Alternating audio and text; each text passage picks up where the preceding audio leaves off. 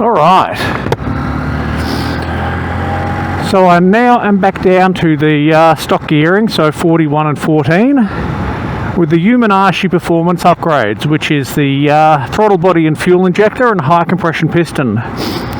Now, before my chain snapped on my last ride, it was bouncing off the limiter, showing an indicated 115 kilometers an hour. However, because of the gearing I was running, the speedometer was showing about 8% high. So I've tested this with the stock gearing before, but it is about 5% high. So basically, if I see 105 on the speedometer, I should be doing 100 kilometers in reality, and that's just what I want to confirm with my phone on the quad lock down here. So I'm not going to spend a great deal of time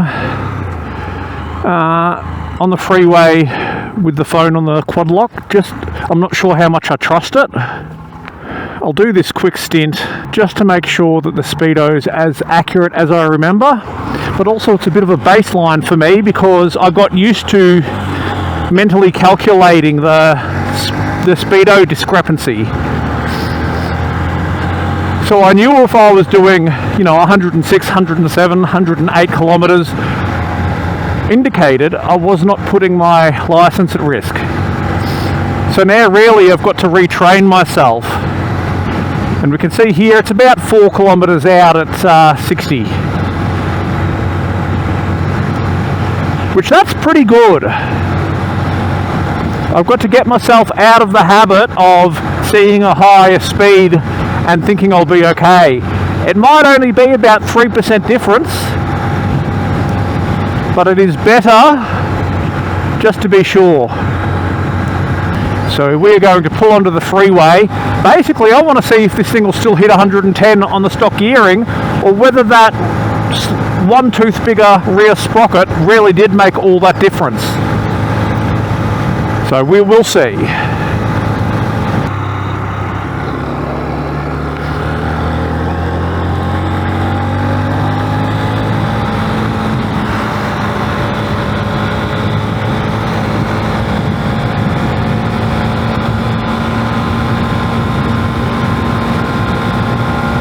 Now I'm going a bit gentle around here because I did just have soap on the tyres and they're not entirely dry yet, so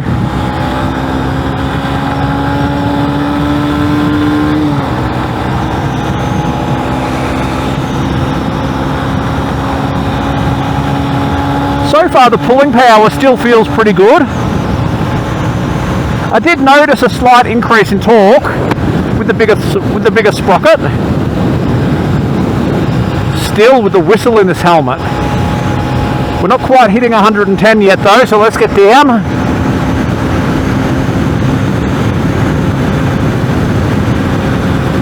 We are going uphill here. Still hitting 100 k's is okay. It's a 125, it's still going to be slow on the hills. I won't call it until we're over the hill.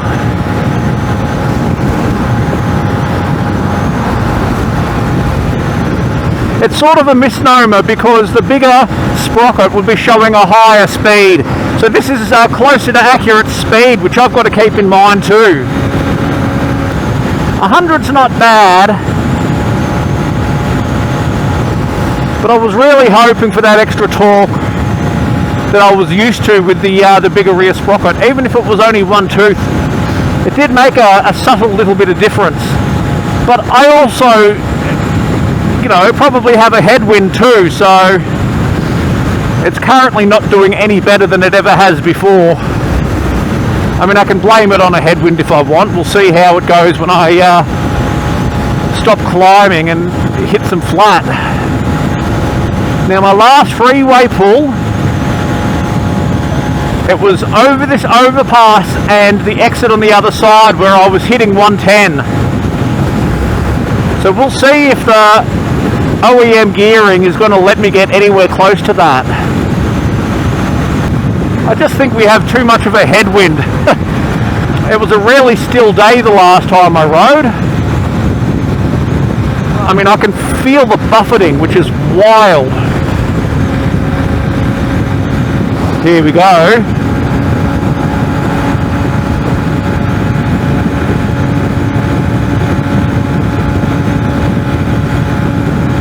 That's fairly consistent, hitting that 107 indicated. That would have been reading 110 on the old sprockets.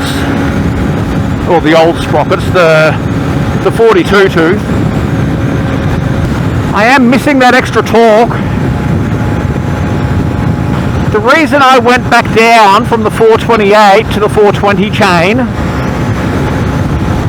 instead of just replacing the master link, is because that bigger chain was grinding against the front chain guard. And I wanted to ride, and I don't have a replacement front chain guard, and I need to buy a new grinder and everything to grind the profile out. But the reason I went up to the 428 chain in the first place is because there are no sprockets available for this bike in this chain pitch. Nothing. So I think long term, despite the speedometer discrepancy, I still had that extra torque that I needed to get the bike up to speed. I mean, it's not that windy today, and we're not even doing 100, whereas my last ride I was having to hold it off the limiter along here. So yeah, I've gone down to the stock gearing, and it kind of sucks. It really just kind of sucks.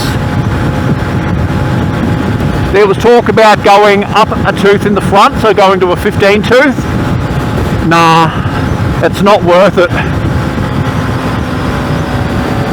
I would rather have torque and a slight speedometer discrepancy. Yeah, I'm not happy with the stock gearing. The 41 tooth rear sprocket was just so much better. It gave the bike just that little bit of, look at this, 80 k's an hour. This is shit. This is so bad.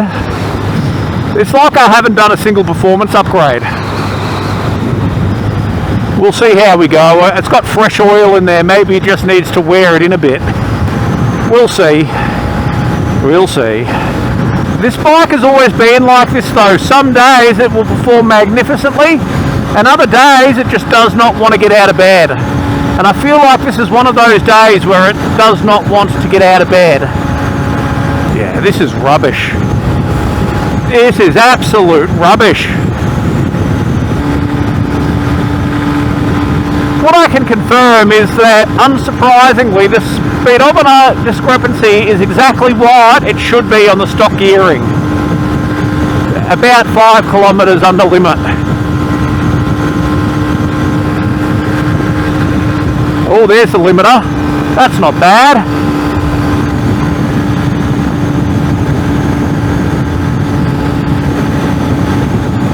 Maybe this oil just needed to be churned up a little bit first.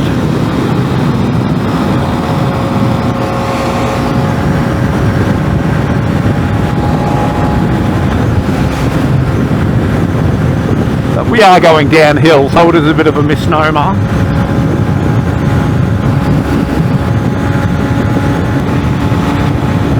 Yeah, the bike decided to wake up again. A little bit at least anyway.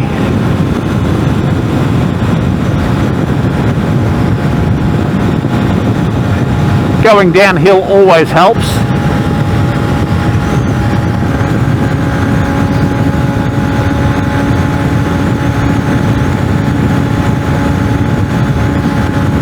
I wasn't expecting to be banging off the limiter on the stock gearing.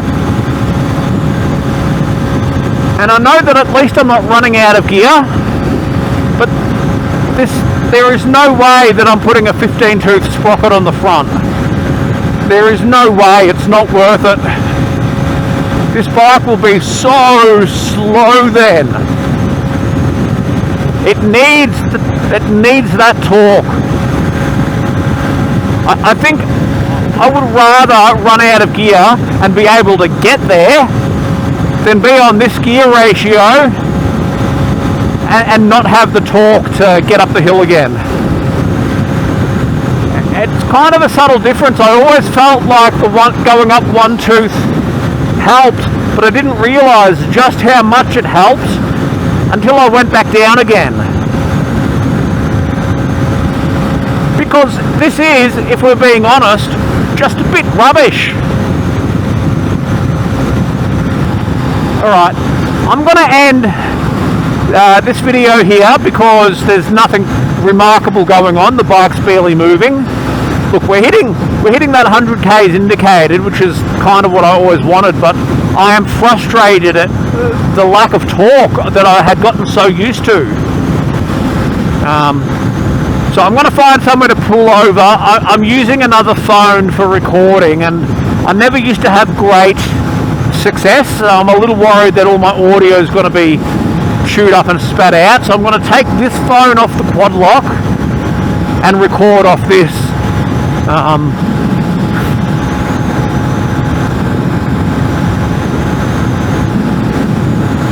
Basically, I just want to let the bike run and see if it wakes itself up.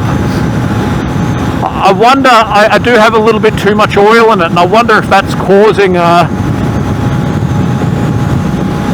bit of resistance.